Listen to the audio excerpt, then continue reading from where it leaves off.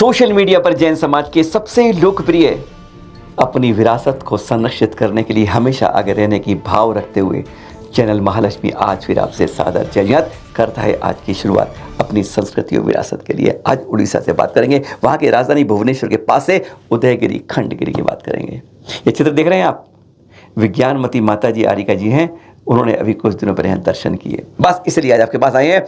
जब वह दर्शन कर रही थी और आप लोगों के मन में क्या आना चाहिए, आज उनकी बात करते हैं। उनकी बात करते हैं जिन्हें कुमारी और कुमार पर्वत के नाम से आप कहते हैं उदयगिरी और खंडगिरी। अरे जानते भी हैं क्या खास बात है उसके अंदर? वही खास बात, मंत्र नवकार, जिसकी शुरुआत कहते हैं सबसे पहला जो शिलालेख मिला कि हाँ यह मंत्र कितना प्राचीन है, उसका पहला प्रमाण यही हाथी गुंफा उदयगिरी से मिला था। वही खास बात जहां के लिए अजंता एलोरा गुफाएं है ना, उसी तरह ये दो गुफाएं हैं उदयगिरी की और खंडगिरी की। दोनों आमने सामने हैं, मात्र 200 मीटर का अंतर है।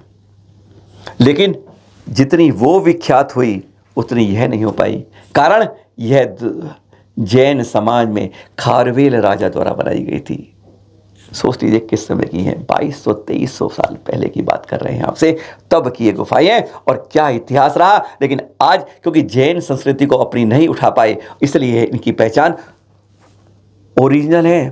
कहते हैं ना नंदीश्वर के कृत्रिम चैतालय हैं, ऐसे कहा जाता है ये भी कृत्रिम गुफाएं हैं। यहाँ पर कुछ अकृत्रिम ही हैं, कुछ खारवेल बनाई, पर यहाँ पर अधिकांश कृत्रिम यहाँ से गुफाएं हैं जहाँ संत आके विश्राम करते थे। ज़्यादा ऊंचाई नहीं है, अंदर खड़े नहीं हो सकते आप सीधे उसके अंदर।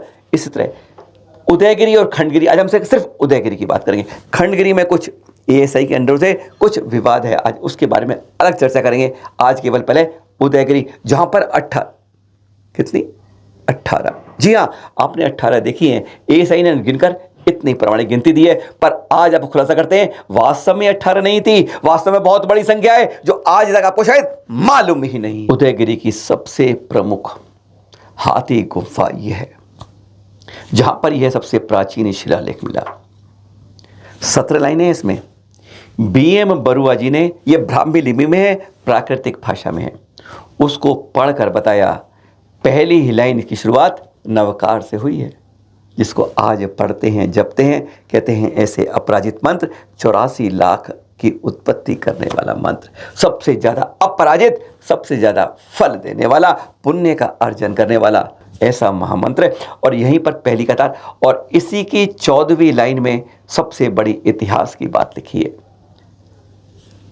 यही लाइन 14वीं लाइन जो इसकी है, जो ब्राह्मी लिपि में लिखी है, वह खुलासा करती है कि मात्र 18 गुफाएं नहीं थी है। तब जब खारवेल के समय इस शिलालेख को लिखा गया था 117, उदयगिरी की बात हो रही है अभी, 117 गुफाएं थी खारवेल के अंदर, ऐसी प्राकृतिक और कुछ खारवेल राजा द्वारा, सम्राट द्वारा बनाई हुई, जो आज मात्र 18 देखते हैं। ऐसा उनकी गिनती 18 ही करी है। ये सारे विश्राम स्थान हैं, स्वाध्याय के स्थान हैं। कहा जाता है कि इसी में जैन संत बैठकर स्वाध्याय ध्यान समाई करते थे। और जब आयु कर्म को क्षीण करके सीधा यहाँ से कहता है 500 महामुनिराज भी सिद्धालय गए हैं। यह वह स्थान है जहाँ पर आते हुए विश्राम करते थे, ध्यान करते थे और फिर आगे बढ़ जाते थे। इसी का ये इन गुफाओं में मंदिर कोई नहीं है। जहाँ खंडगिरी गुफाएं मात्र 118 फुट हैं, ये 135 फुट की ऊंची हैं। बाहर से खूबसूरत एएसआई ने बना दिया है इसको, पर यह जैन गुफाएं हैं। एएसआई भी कहता है खंडगिरी में भी मानने के बाद भी कुछ विवाद है, उसके बारे में बाद में बात करेंगे। आज इसकी बात करेंगे। यहाँ पर जब चलते हैं अंदर पहुँचते हैं आप, देखिए किस तरह के प्राकृतिक शयन स्थल बने हैं।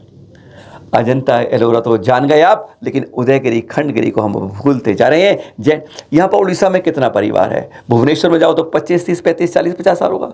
कटक में 20-25 होगा। बस उन्हीं के 20 से परिवार से यहाँ पर लोग आ पाते हैं। और पूरे उड़ीसा में कहा जाता है एक यही जैन बड़ा तीर्थ है। इस कारण यहाँ पर आने वालों की बहुत कम संख्या होती है। और यही कारण है कि उतनी लोकप्रियता इस गजब की गुफाओं की नहीं हो पाती। किस तरीके से प्रकृति, किस तरह से तमिलनाडु की गुफाओं के बारे में जानते हैं, पर यहाँ के बारे में पहचान नहीं पाते हैं आप। कभी कदा बाहर के टूरिस्ट ज़्यादा आते हैं जितने जैन नहीं आते हैं। बहुत बड़ी संख्या है उनकी पर्यटकों की, यहाँ से फॉरेन टूरिस्ट पहुँच जाते हैं, लेकिन देश से हमारा जैन समाज नहीं आ पाता है।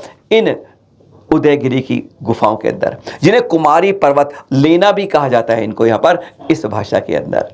यह यहाँ पर ही जहाँ हाथी गुफा है और गुफाएं हैं जहाँ के दर्शन करके ही आदमी कुछ चित्र आपको ये दिखा भी रहे हैं यहाँ पर।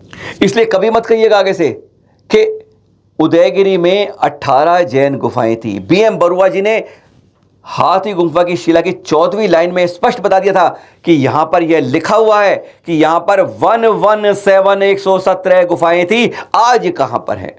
शरण हो गया क्या? मिट गई क्या? या अभी खोज जारी होनी चाहिए?